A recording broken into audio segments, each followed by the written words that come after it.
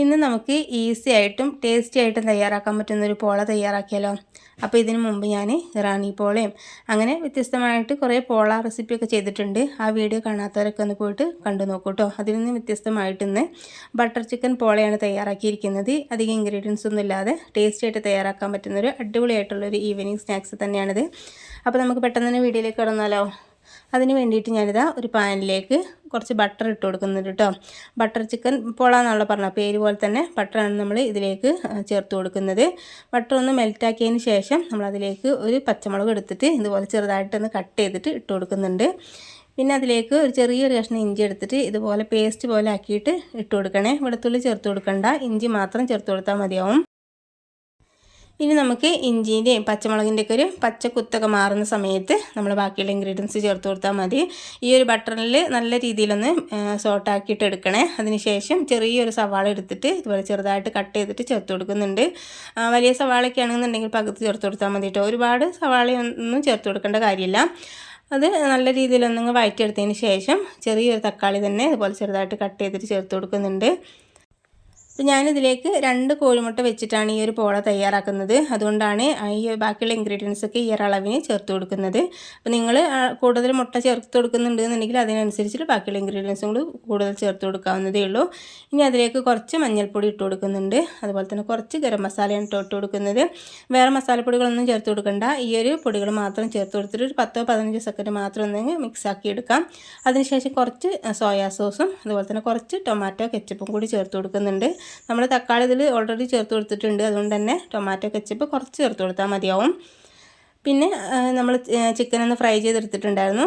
ഉപ്പും കുരുമുളക് പൊടിയും മഞ്ഞൾപ്പൊടി ഇട്ട് കൊടുത്തിട്ട് നമ്മൾ സാധാരണ ഫ്രൈ ചെയ്തെടുക്കില്ലേ, അതുപോലെ തന്നെ ഫ്രൈ ചെയ്തെടുത്തതിന് ശേഷം കൈ കൊണ്ടൊന്ന് പിച്ച് ഇട്ടിട്ടാണ് ഇതിലേക്ക് ഇട്ട് കൊടുക്കുന്നത്. മിക്സീൻ്റെ ജാറിൽ ഇട്ട് കൊടുത്തിട്ട് ക്രഷ് ചെയ്യേണ്ട കാര്യമില്ല. നമുക്ക് കടിക്കുന്ന സമയത്ത് നല്ലൊരു ടേസ്റ്റ് കിട്ടാൻ വേണ്ടിയിട്ട് ഇതുപോലെ തന്നെ കൈ കൊണ്ടൊന്ന് പിച്ചിട്ടിട്ട് ഇട്ട് കൊടുത്താൽ മതിയാവും. മസാലയിലേക്ക് നല്ല രീതിയിലൊന്ന് വഴറ്റിയെടുക്കുക. അതിലേക്ക് അവസാനമായിട്ട് നമുക്ക് കുറച്ച് ഫ്രഷ് ക്രീമും കുറച്ച് മല്ലിയില ചെറുതായിട്ട് കട്ട് ചെയ്തും കൂടി ചേർത്ത് കൊടുക്കുന്നുണ്ട്. മല്ലിയില മാത്രമാണ് കേട്ടോ ചേർത്ത് കൊടുക്കുന്നത്. ഇനി നല്ല രീതിയിലൊന്ന് മിക്സാക്കി എടുക്കുന്നുണ്ട്. ഈ ക്രീം ചേർത്ത് കൊടുത്തിട്ട് ഒരുപാട് നേരം നമ്മൾ ഫ്ലെയിം ഓൺ ചെയ്തിട്ട് വെക്കരുത്. ഒരു ലോ ഫ്ലെയിമിൽ ഒരു 10 സെക്കൻഡ് മാത്രം ഒന്ന് മിക്സാക്കി എടുത്താൽ മതി. ഇപ്പോൾ നല്ല രീതിയിൽ ജ്യൂസി ആയിട്ട് തന്നെ നമുക്ക് ഈ ഒരു ഫില്ലിങ് കിട്ടിയിട്ടുണ്ട്. ഇനി നമുക്കിതൊരു സൈഡിലേക്ക് വെക്കാം. ഇനി ഞാൻ മിക്സിൻ്റെ ജാർ എടുത്തിട്ടുണ്ട്. അതിലേക്ക് 2 കോഴിമുട്ട പൊട്ടിച്ചൊഴിക്കുന്നുണ്ട്.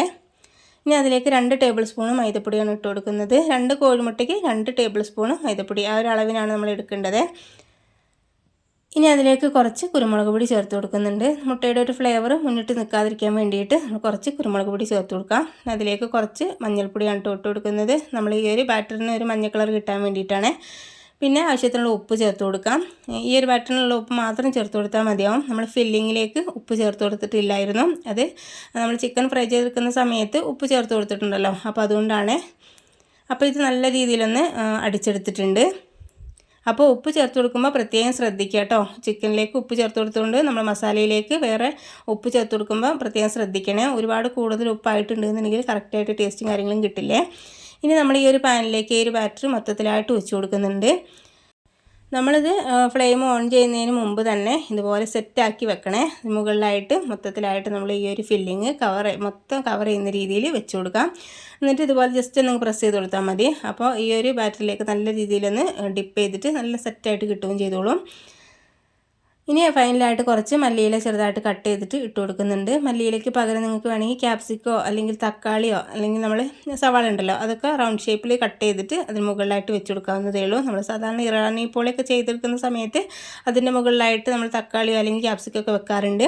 അതിൽ നിന്ന് വ്യത്യസ്തമായിട്ടാണ് ചെയ്യുന്നത്. അതുകൊണ്ടാണ് നമ്മൾ ഇതിലേക്ക് കുറച്ച് മല്ലിയില മാത്രം മുകൾ ഭാഗത്ത് കവർ ചെയ്യുന്ന രീതിയിൽ ഇട്ട് കൊടുത്തിട്ടുള്ളത്. ഇനി ഞാൻ ഫ്ലെയിം ഓൺ ചെയ്തിട്ടുണ്ട്. ഒരു 5-10 മിനിറ്റ് നേരം നമുക്ക് മീഡിയം ടു ലോ ഫ്ലെയിമിൽ വെക്കുന്ന സമയത്ത് കറക്റ്റായിട്ട് കുക്കായി കിട്ടിക്കോളും. ഒരുപാട് ഫ്ലെയിം കൂട്ടി വെക്കരുത്. അപ്പോൾ അടിഭാഗം പെട്ടെന്ന് തന്നെ കരിഞ്ഞു പോകാനൊക്കെ ചാൻസ് ഉണ്ട്. ഒരു 10 മിനിറ്റൊക്കെ ആവുന്ന സമയത്ത് ഞാൻ തുറന്ന് നോക്കിയിട്ടുണ്ടായിരുന്നു കേട്ടോ.